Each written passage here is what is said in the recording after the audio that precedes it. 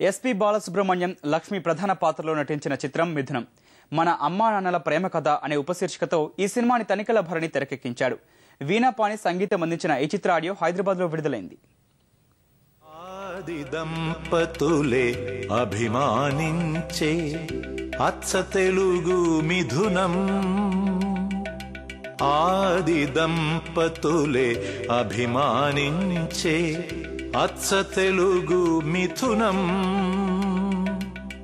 అవని దంపతులు ఆరాధించే ముచ్చటైన మిథునం.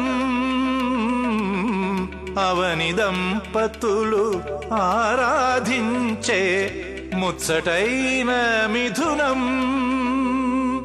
సుధా ప్రేమికుల సదనం సదాశివుని మారేడువనం.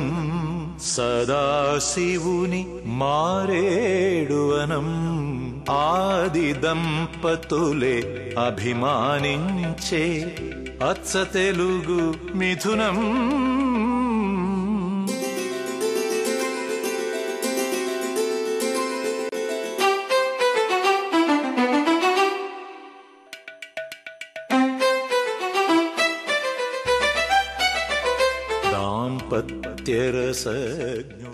ఒక తెలుగువాడిగా నేను చాలా గర్వపడుతున్న భరణి నాకు తెలుసు అని చెప్పడానికి. సినిమాలో నాకు ముఖ్య పాత్ర ఇచ్చినందుకు కాదండి, అతను ఎవరితో చేయించినా కూడా చాలా బాగా ఉండేది. నా అదృష్టం నాకు ఈ పాత్ర ఇచ్చాడు అతను. నిజమైన మంచి తెలుగు సినిమాని తీసినప్పుడు మనకు తెలియకుండానే మన గుండె పొంగిపోతుంది, మనకు గర్వం వస్తుంది. ఆ గర్వం మీలో కూడా ఉంటే ఈ సినిమాని భుజానికి ఎత్తుకోండి, ఈ సినిమాని ప్రాపగాండా చేయండి. ఈ సినిమా విజయంలో నాకు కూడా వంతుందని గర్వంగా చెప్పుకోండి. ఇలాంటి సినిమాలు రావాలి, ఇలాంటి సినిమాలు తీయాలి, ఇలాంటి సినిమాలు చూపించబడాలి, అది ముఖ్యం.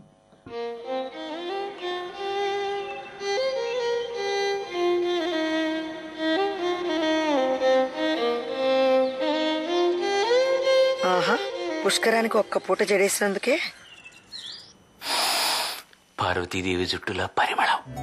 ఎందుకొచ్చిన శ్రమ? సకల కళా వల్లభుడికి మళ్ళే నేను దూదెక్కుతాను, నువ్వు నన్నేకు. ఆ సీతాకోకచిలకి ఎంత అందంగా ఉందో. కావాలా? ఆహా, చూడమంటుంటే. చూడ్డం గిడ్డం జాంతానై మనం చూసి రమ్మంటే కాల్చుకొచ్చేయడమే. ఇష్టపడి చేసిన ఈ సినిమా తెలుగు సినిమా, తెలుగు జాతి అంటే తెలుగు సినిమా ఎలా అయినా అంతర్జాతీయ స్థాయిలో రెపరెపలాడాలి. తెలుగు సినిమాకి ఇంతవరకు ఒక్క నేషనల్ అవార్డు కూడా లేదన్న బెంగతో, కక్షతో, కసితో, ఇష్టంతో చేసిన సినిమా. అంచేత మీ అందరూ తప్పకుండా నా తరఫు నుండి మా పాత్రికేయ మిత్రులు నాకు ఎంకరేజ్ చేస్తారు. మీ ద్వారా ఇది ప్రబలంగా ప్రచారం అవ్వాలని మనస్ఫూర్తిగా కోరుకుంటూ, ఇలాంటి ఒక మంచి సినిమా ద్వారా నిర్మాతగా ఈ సినిమా రంగంలోకి అడుగుపెట్టినందుకు నాకు చాలా ఆనందంగా ఉంది. నాకు ఆ రోజు ఒక 10 నిమిషాలు తనికెళ్ల భరణి గారు కథ వినిపించినప్పుడు ఏ ఫీలింగ్ అయితే నాకు కలిగిందో దానికి 100 రెట్లు మంచి ఫీలింగ్ కలిగేలా సినిమాని చిత్రీకరించారు. నిజంగా ఈ సినిమాకి నిర్మాతని నేను అని చెప్పుకోగలిగేది అదృష్టాలు నాకు ఇవ్వడం. 50 ఏళ్ళు 60 ఏళ్ళు దాటిన తర్వాత మనం ఎలా ఉండాలో డిజైన్ చేసుకోవడానికి ఈ సినిమా మనందరికీ ఒక మంచి అవకాశం.